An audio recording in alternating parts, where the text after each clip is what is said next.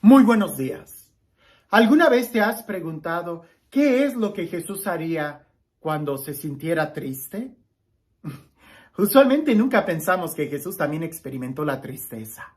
Y por supuesto que la experimentó, pues Él es un humano igual que tú, igual que yo, excepto en el pecado.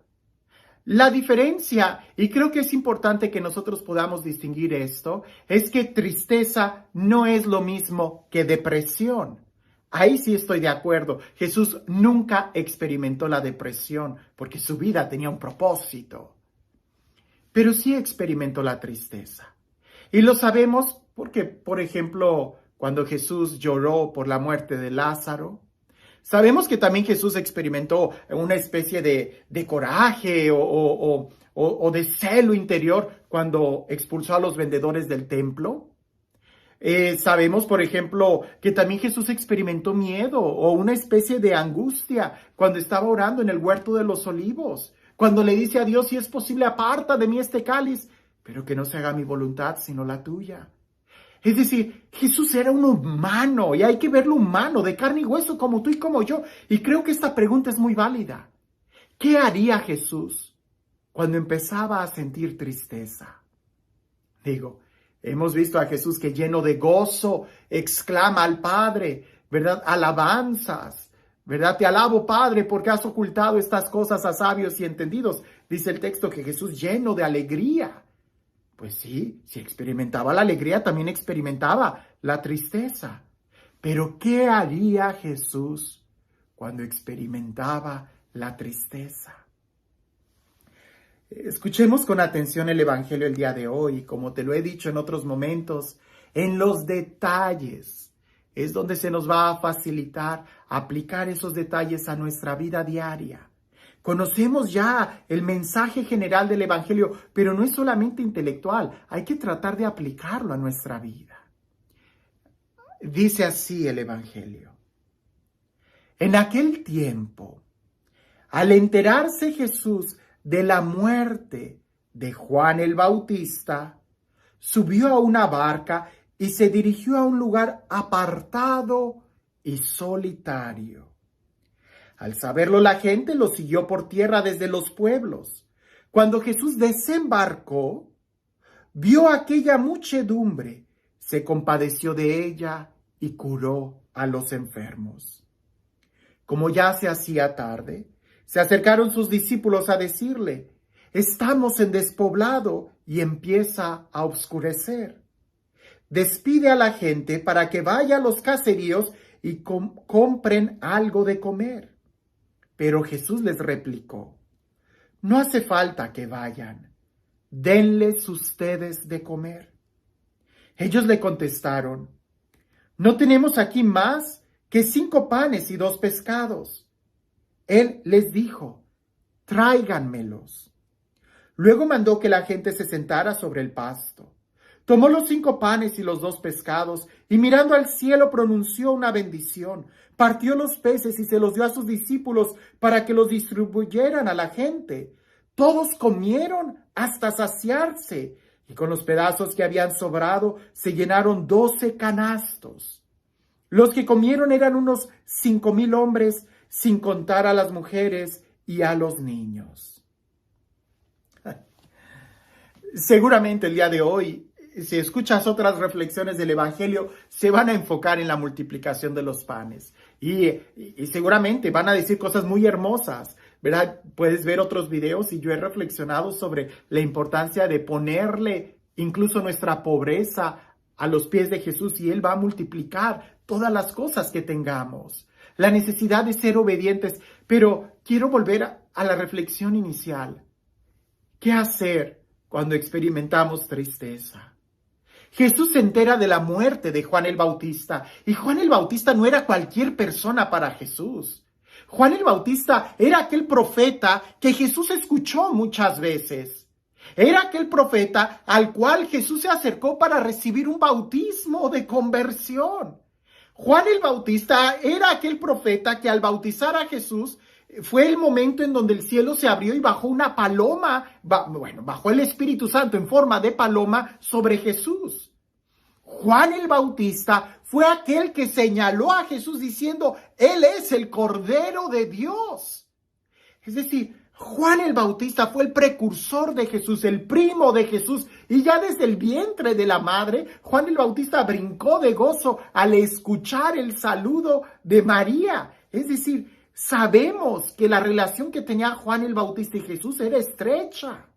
Es completamente normal que Jesús se haya sentido un poco triste al saber que había muerto. Y eso no significa falta de fe. Falta de fe es cuando ya entras a la depresión, cuando te ensimismas en ti mismo y no sales de ahí.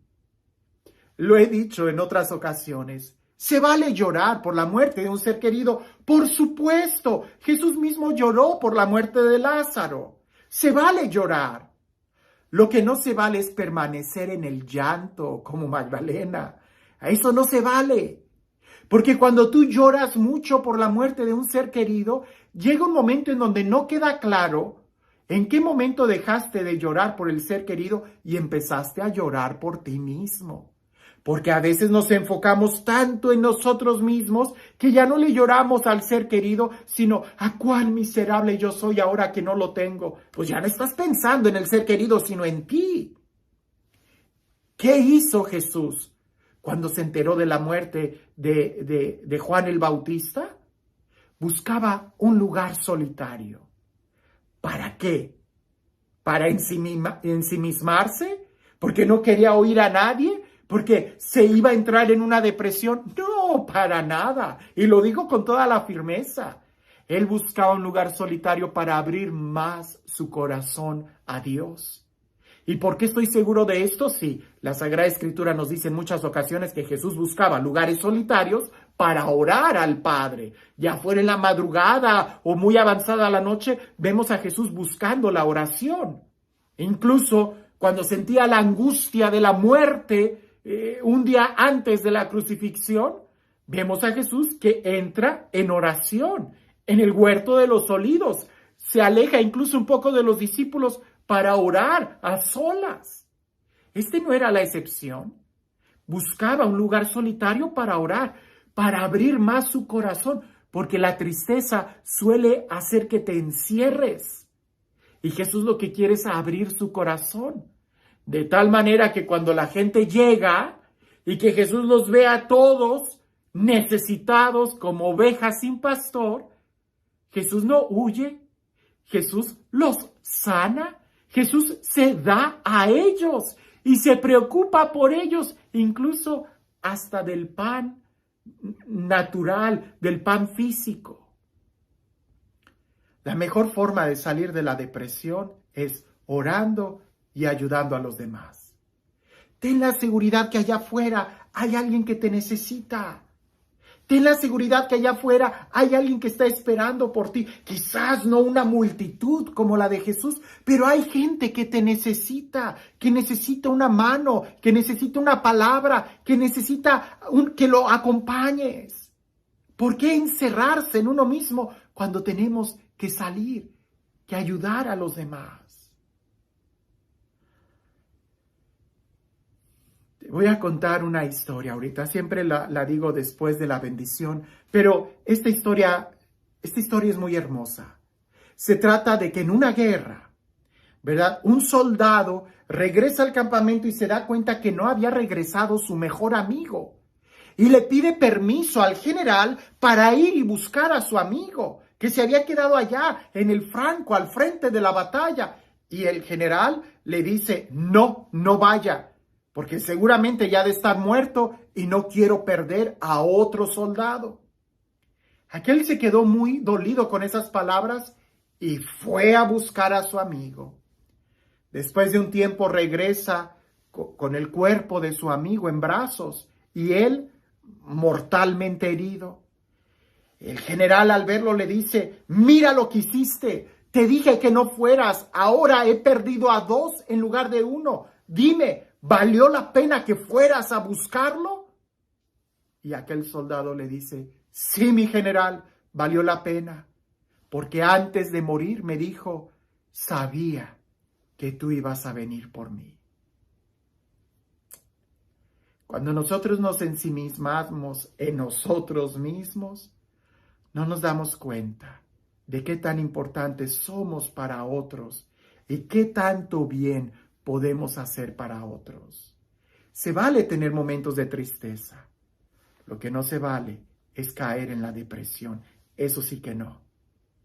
La depresión no es para los cristianos. Y este Dios que nos ama con locura, que nos ama con amor, este Dios que hace nuevas todas las cosas, te bendiga el día de hoy, en el nombre del Padre, del Hijo y del Espíritu Santo. Un excelente día.